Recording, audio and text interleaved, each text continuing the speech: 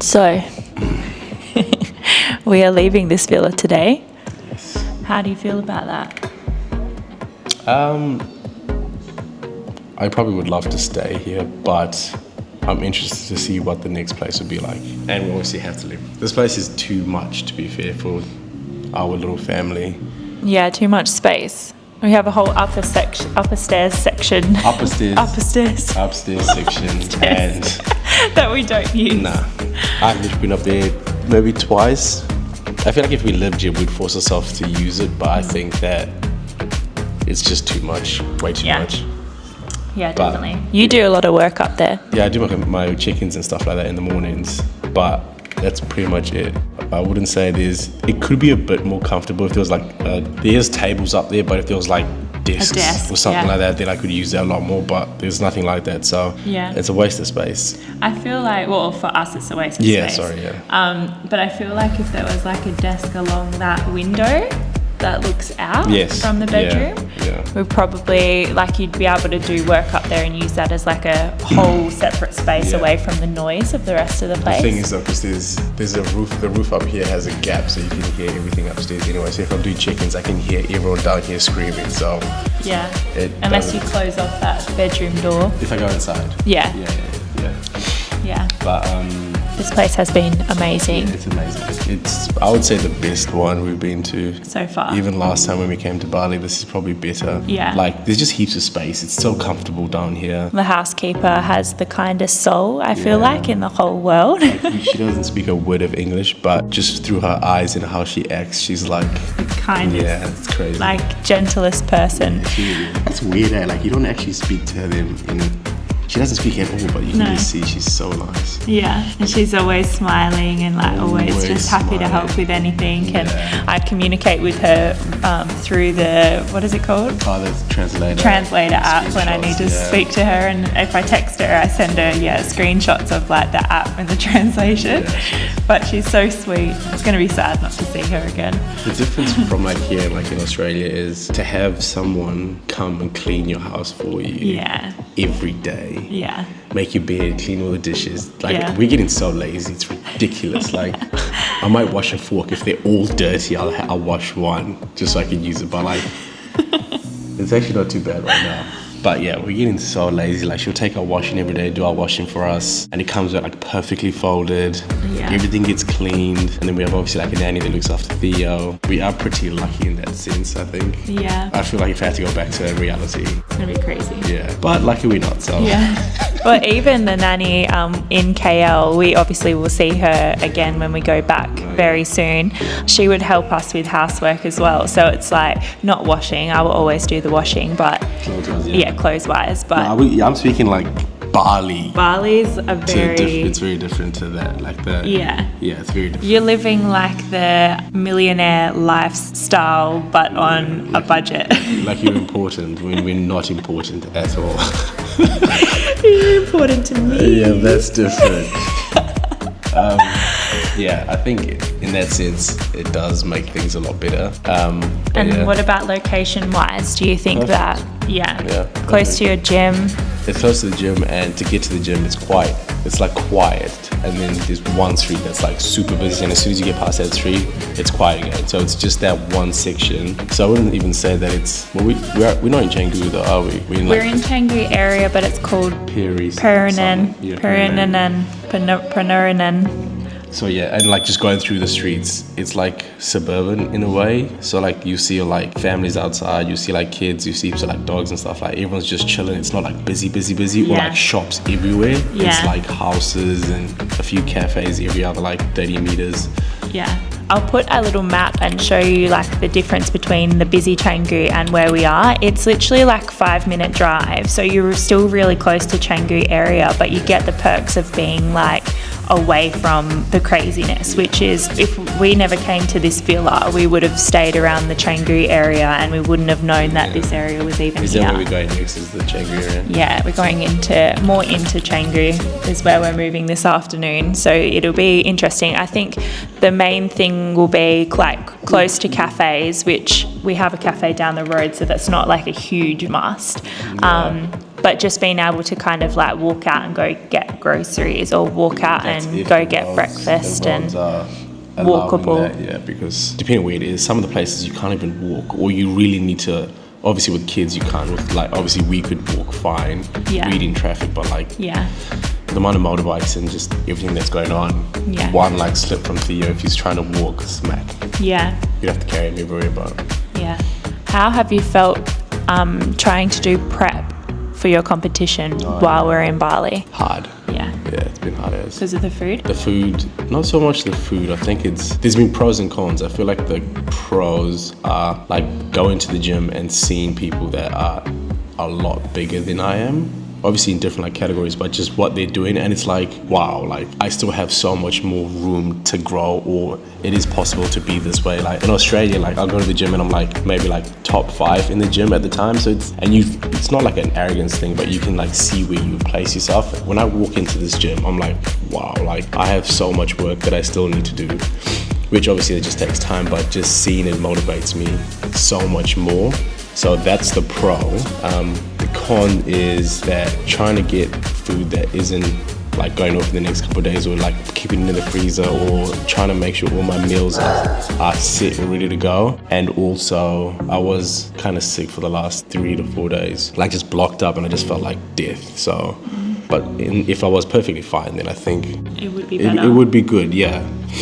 You just need to be somewhere for long enough to get used to what is around you. Yeah. Because I'm still trying to adapt to everything. So now I'm in a good place, like a really good place. And then we're going to leave and go to Malaysia for a bit. And then I'm going to have to figure my stuff out in Thailand as well. So it's just trying to adapt to each place, I guess. Yeah. I think that's been the hardest thing so far, probably, is trying to get into a routine. And by the time you do get into a routine, we're moving to a new place. That's probably been the hardest part about moving around so much in a small space of time. Is not knowing. It's like, getting the hang of things. Even like now we know where the shops are, we know where this is, we know where that is, and the convenience is so much more easier. And then obviously we're going to change areas, which is fun, changing as well. Like you get to see new things, but when it's so often, it's a bit of a... Yeah, which is crazy because we are people that are like spontaneous, and we want to be doing, like changing our environment, not so much doing things, but we just like to be in a new place and trying new things quite often. So for us, like to have us say that it's been difficult is like... But I reckon if you give us a month somewhere, we'll be like, oh, I'm finished. Yeah, done. 2 weeks is like, oh, we're still getting the hang of things. Yeah. But yeah, we tend to just want to change up and do something different quite often. Yeah. Malaysia I did enjoy Malaysia. We got into a good routine. Yeah, we got a good routine. And then coming here obviously changed it, but it's like a whole different thing here. So yeah, you just got to feel your way through things, I guess. I don't know. I think the good thing about Bali, and especially liking the health and fitness area of life, is that Bali does push you to be more that way, because everyone is, their business mindset is switched on, and then they're wanting to be healthy, they're wanting to work out. Like you do a lot of networking at the gym and in the sauna. I feel like when you are wanting that on the go lifestyle but keeping it like healthy and fitness focused, Bali's definitely the place. Definitely. Yeah, like even just talking to people in the sauna, like when I think it was the second time I went in, and like people were just having a conversation, I was just listening. Everyone's like, oh yeah, I'm doing this, I'm doing that, I'm doing this. And I was like sitting like, what the hell am I doing? Like, I know what I'm doing, but am I doing enough? And then everyone's running a business or everyone's doing something. So then my whole mind was like, okay, cool. What can I do more? Like, what else can I do? What can I like switch on? I came back and I was like, what if we open this? What if we try to do that? And obviously it's not going to happen, but your whole mind changes towards like... It might happen. You never know. Yeah. But like your whole mind changes to like what else I can do, or how can I improve in what I'm doing, even if it's business or training or whatever it is. But yeah, definitely when we were in Kuta last year for a birthday, it was more like a party scene because it was a birthday, but that whole area to me is just like, I don't know, I didn't feel that kind of vibe. I just felt like I was in Australia. Yeah, it's a tourist like area. You walk down the street and there's so many Aussies. Yeah, that's why I just felt like I was in Australia, or you pretty much go to party and that's in that area. Yeah. Canggu's the area is my favorite by far. I could live here 100%. Yeah, definitely. I think the only thing that we need to get the hang of is riding the bikes. Yeah, I'm getting better, but I wouldn't You say are. I'm confident enough to like take you on the bike. Oh, no. I don't have like a thing to put my phone in so I can actually see where I'm going. So I only drive to places where I know they actually are. So I feel like when I'm trying to gauge, all right, turn left in the next like 20 meters and still learning how to drive, that will be hard. But I know where like the gym is, so I can drive right to the gym and I'm comfortable because I just have to focus on one thing. If I had to like start going to like places I haven't been before, it'd be a bit difficult. I feel like if we were to ever be like long term in a place like Bali, we would need to get our own bike so that it's like you can put all of your things that you need for it on there. Yeah. You can have everything ready to go like inside the compartment, and you can get your helmet. I saw some helmets the other day and they have ears on them. That's just It's so funny. But people like do it up. Like we've seen a couple of girls I've seen a couple of girls, I don't know if you've seen them, but they have pink helmets with matching pink mopeds, and then every time I've seen them they're wearing like pink outfits as well, and I'm like, people really just love it here. Like it's like your accessory. I saw a dude on a gold scooter, like it was not gold obviously, but it was like the color gold, and he was like all blinged up and everything. I was just like, fair enough.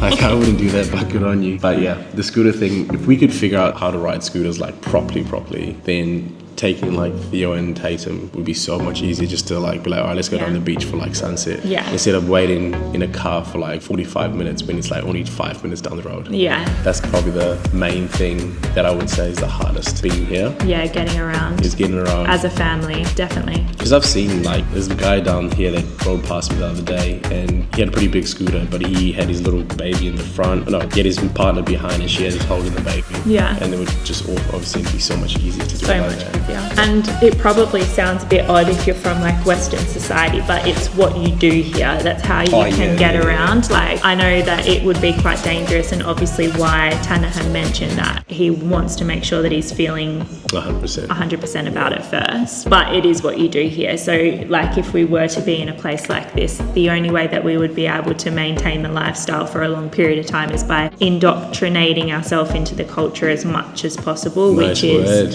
I heard it on Shits and Gigs. Yeah, okay, there you go.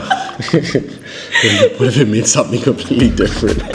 Well, we will find out. I'll Google it later. No, you're right. I've heard it as well. But yeah, so it has been good so far. This villa is in a really good location and we do like this area, so it's good to know for in the future. Yeah. But yeah, we're going to be moving to our new villa today, so we'll take you along on that as well. And we have a feeling it's going to be a little bit more cozy, which is what we want as a family, because this is too big. Even though when you look at it in pictures or videos, it might seem like, oh, it's not that big, but it's massive. It's massive. It's huge. Yeah. So we will take you along for the next villa as well, and we do have a little competition. Oh yeah. There's a spa or jacuzzi on the top of the roof. They don't have a swimming pool. They've got a jacuzzi, and I say that it's going to be cold.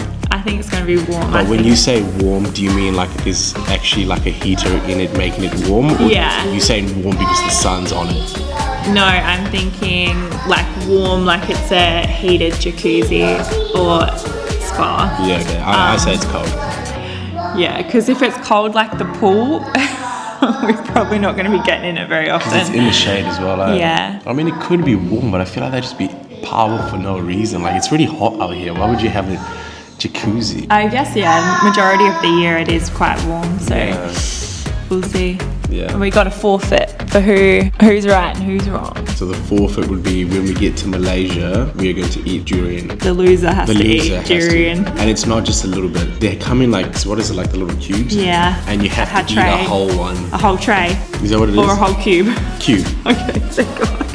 Nah, I was like, I'm going to lose and I'm going to have to. And you can't just do like spit it out. You have to finish it. You have to finish it. You have to swallow it. Yeah. And show mouth. Yeah, so the loser has to have durian. And I think it's going to be cold. It's undercover upstairs. Like it's got a shade over it. So that's why I'm thinking it's heated, because in the shade here, it doesn't get hot. It's actually quite cold. So you would want to have a heated jacuzzi. Pool is going to cost you so much more money. But it's only a jacuzzi. Yeah, but it's a heated jacuzzi though. Yeah. 3 hours later. Oh, we'll just have to see. We'll have to see, and that will actually be in the next video, so you'll need to tune into our next video to see who wins the forfeit. Yeah. And then who's gonna eat durian when we get back to KL. Alright, done deal. Yeah. Well, thanks for watching another chat video. Yep, I hope you enjoyed it. I hope you enjoyed it, and we will see you in the next one. Peace.